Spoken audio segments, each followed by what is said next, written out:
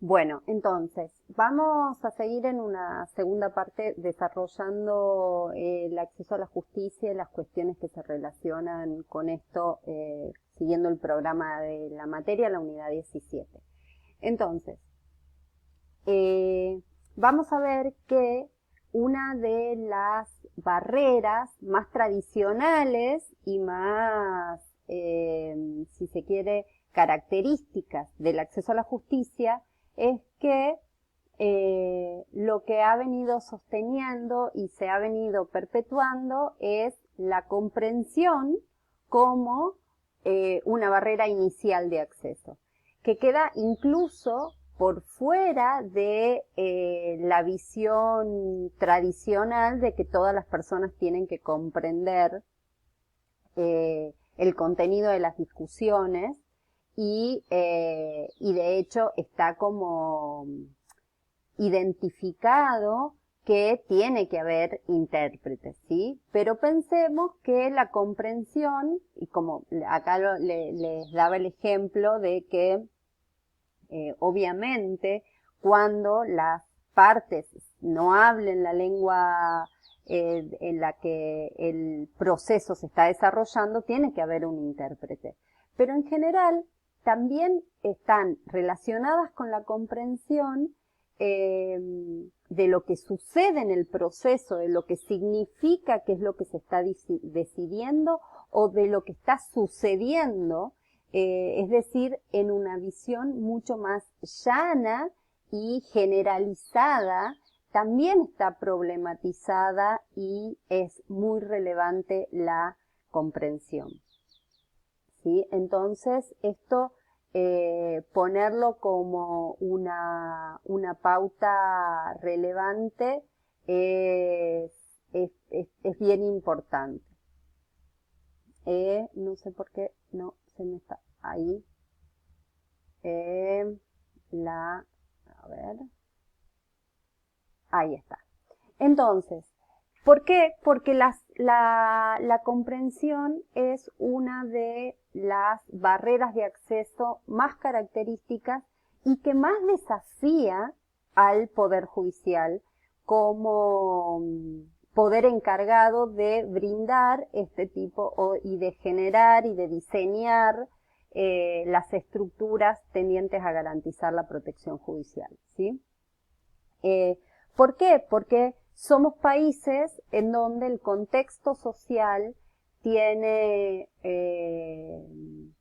tiene características que hacen generalizada la distancia social entre aquellos operadores jurídicos y las personas pertenecientes a ciertos grupos, ¿sí?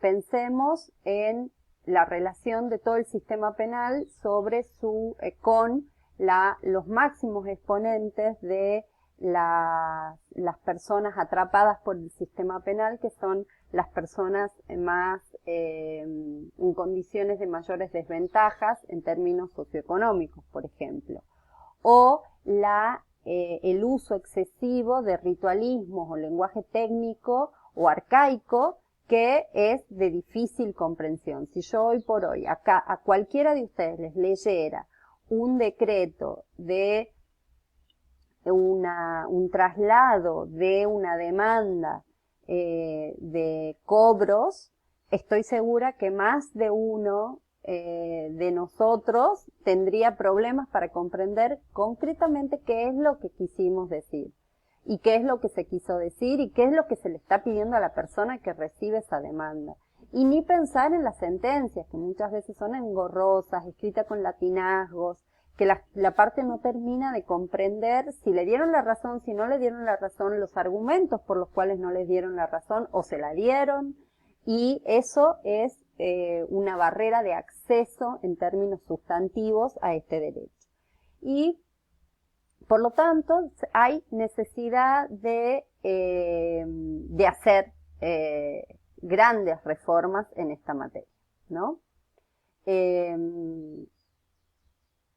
Entonces, vamos a seguir con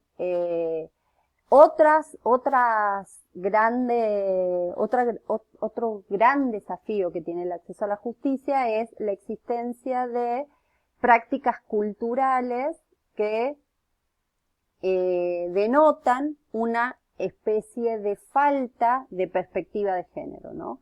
Mucho se ha dicho, la ley Micaela viene a pensar o a problematizar este tipo de cuestiones, que es que poder traducir a la protección judicial a la demanda de poder identificar situaciones estructurales de desventaja. ¿Y qué más característico que eso que la perspectiva, la relación entre los géneros en todas las relaciones interpersonales y en todos los conflictos jurídicos, ¿no? Entonces, lo que se le pide a la justicia es que esté capacitada para poder identificar con una perspectiva de género adecuado los conflictos que tiene que resolver, ¿no? Y un poco en esta línea es que les traigo, no voy a detenerme en este tipo de cuestiones. Ustedes ya vieron en la unidad 11 un poco estas discusiones, y tienen en el texto de ELA una referencia concreta sobre perspectiva de género y acceso a la justicia. Entonces yo les quería presentar a qué se refiere. Bueno, CEDAW ha dado algunas referencias respecto. Esta recomendación es viejísima, o sea, ya tiene 10 años, ¿no? Pero pensada, porque lo interesante de esta observación es que interpela a la justicia directamente. Entonces, me parecía importante traerla. Después, no sé por qué, ahí está. ¿Por qué? Porque la idea es que no solamente los órganos internacionales o los órganos de supervisión han sido capaces de decirle a la justicia que tienen que fallar con perspectiva de género, es decir, poder ver la desigualdad estructural en la que se desarrollan las mujeres o los cuerpos feminizados, sino que hace una demanda concreta respecto a resolver libres de estereotipos, ¿sí?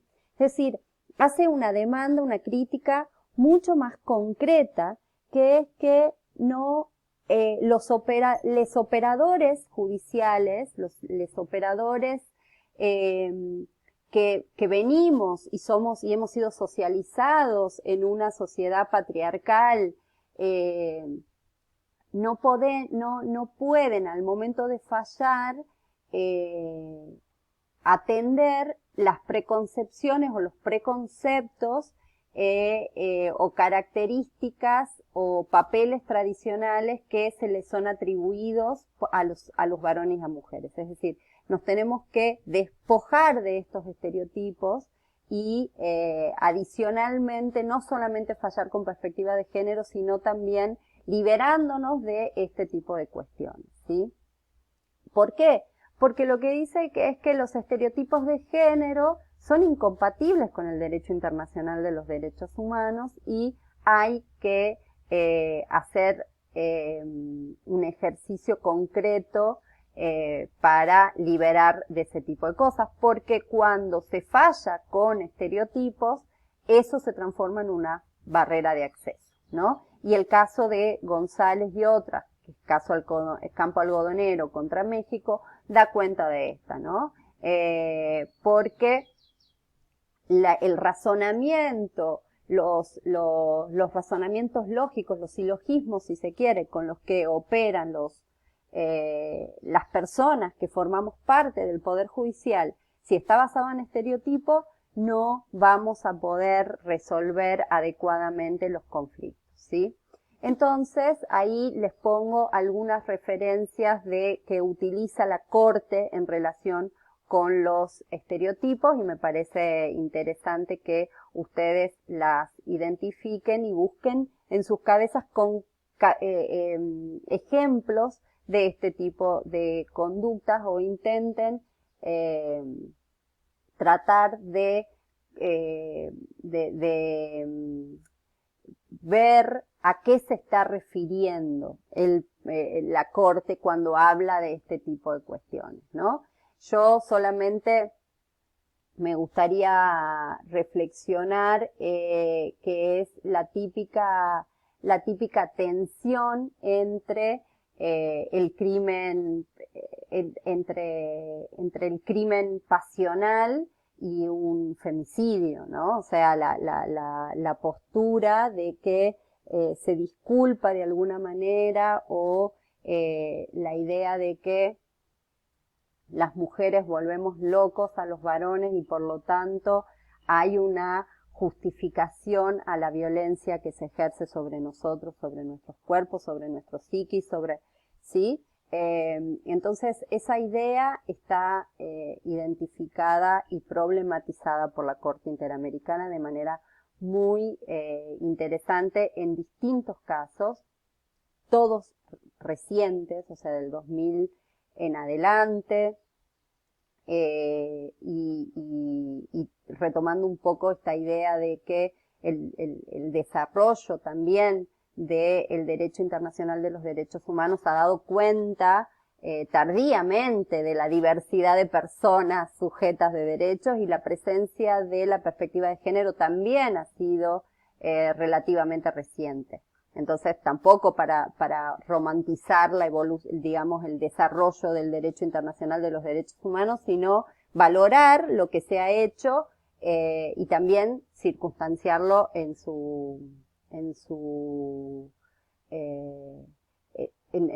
evolución y dar cuenta de que esto también es novedoso. Todos estamos aprendiendo a fallar, estamos deconstruyéndonos como productos de una sociedad claramente patriarcal y reaprendiendo a funcionar en una sociedad con otros valores y con otras perspectivas, ¿no? Entonces, los últimos aspectos que quería referenciar, entonces, para cerrar esta idea de estos otros grupos, pensemos que el acceso a justicia, entonces, que es el último punto propuesto por la unidad, va a estar relacionado con este tipo de cosas. O sea, los esfuerzos que tiene que hacer la justicia y que están particularmente ejemplificados tal vez con algunos de los casos que nosotros vimos en la unidad 11, en la unidad 12 y en la unidad 13, bueno, vamos a ver que van a tener relación con estos esfuerzos que tienen que hacer las instituciones estatales para poder garantizar adecuadamente los derechos de que se refieren, en este caso acceso a la justicia, a estas poblaciones, estos esfuerzos, ¿no? Y darles el caso concreto en relación con los problemas de las mujeres, ¿qué va a implicar? Darle relevancia a los problemas que son históricamente problemas referidos a las mujeres. Por ejemplo, ¿cómo se concreta eso? ¿Cómo se ejemplifica eso o la necesidad de eso? Bueno, que estemos transitando ya el final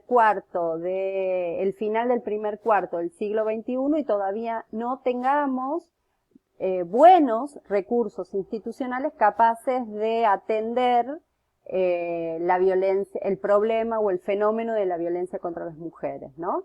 Y sin embargo tengamos hace mucho tiempo resuelto cómo atender los problemas de quiebras o los problemas de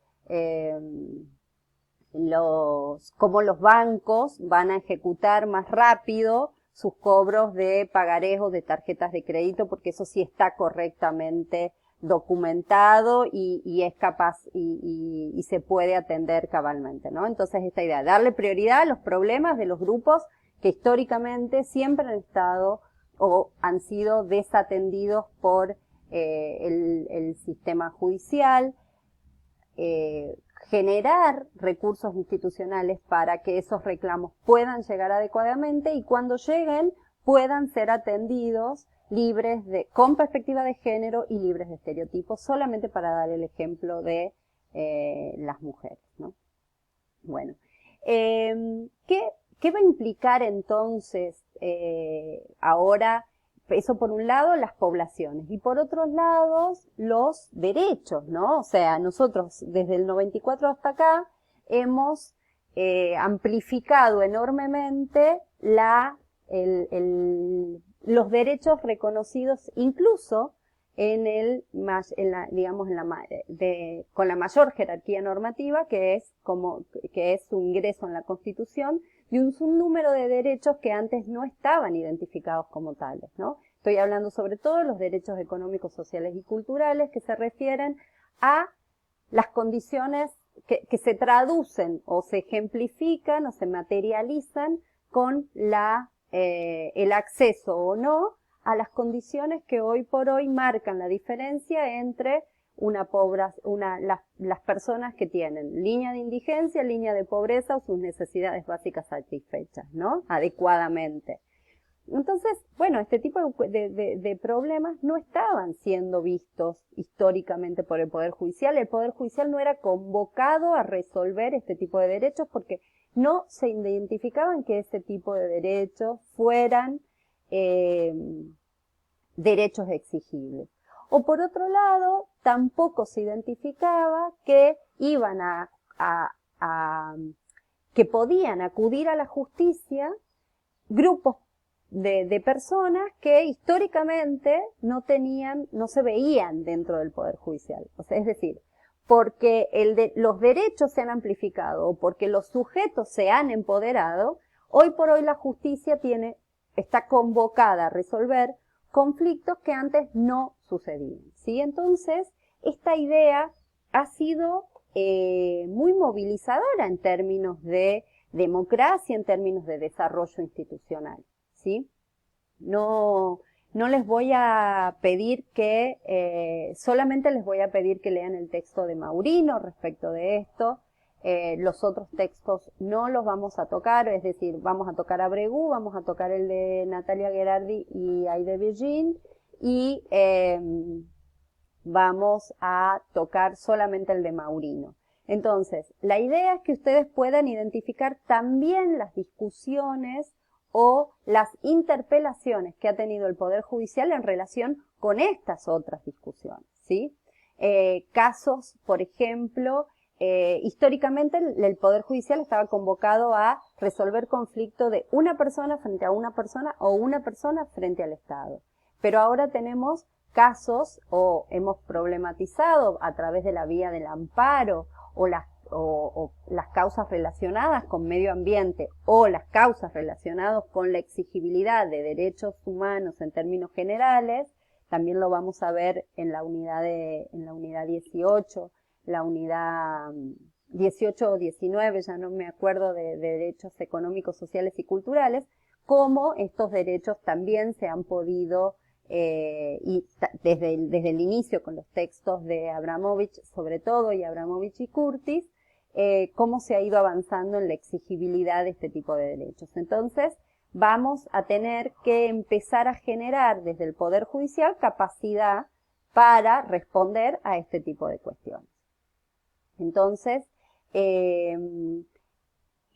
la primera discusión o la primera incomodidad que se plantea es: alto, venimos con un desarrollo de 200 años en donde el Poder Judicial no se mete con lo que hace el Poder Ejecutivo. Entonces, ¿cuál es la relación? Porque el Poder Ejecutivo es el que está convocado a garantizar los derechos a través de las políticas públicas y el Poder Judicial no diseña políticas públicas. Bueno, entonces, ¿cómo se puede o cuáles son los nuevos idiomas en los que se da la relación entre el Poder Ejecutivo y el Poder Judicial en relación con los derechos humanos de las personas, en tanto los derechos pueden ser exigidos, ¿no? Y ahí van a entrar y van a empezar a ser especialmente relevantes o atractivas las discusiones o los ejemplos de los litigios estructurales o los litigios de interés público, ¿sí? ¿Por qué?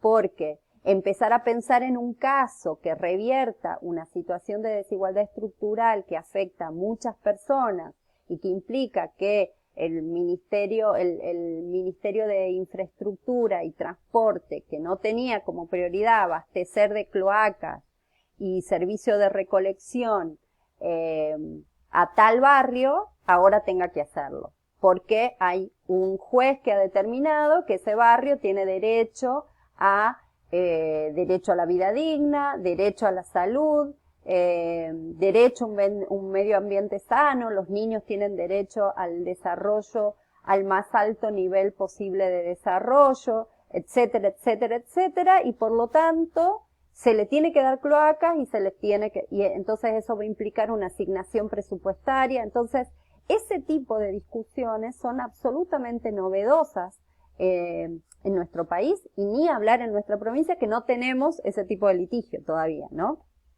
Entonces, ¿cuáles son las formas, las condiciones para que el Poder Judicial se pueda constituir como un actor relevante sin desnaturalizarse, ¿sí? Porque el Poder Judicial es un poder contramayoritario, no es electivo, tiene otras características, ¿no? Entonces, la discusión en estos aspectos es interesante en estos términos, ¿no?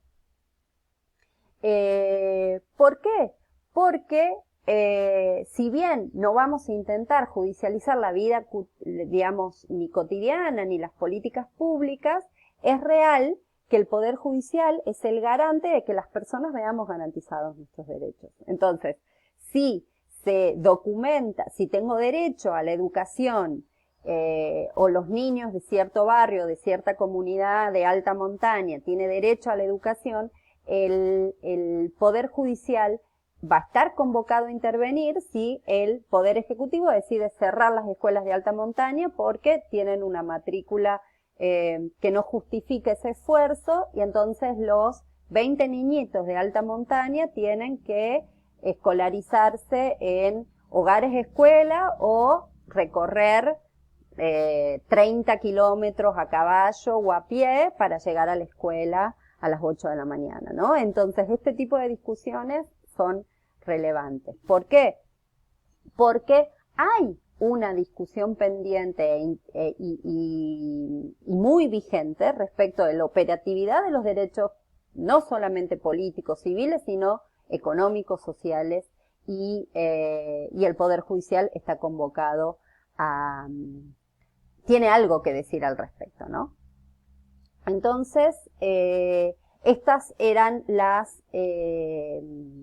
los aspectos que quería traer a colación en el desarrollo de esta unidad. Espero que, si les quedan dudas, vamos a habilitar foros en cada una de las unidades para que nos puedan hacer las preguntas y nosotros estar al tanto y poder contestar. Así que, bueno, muchas gracias por la escucha y la atención.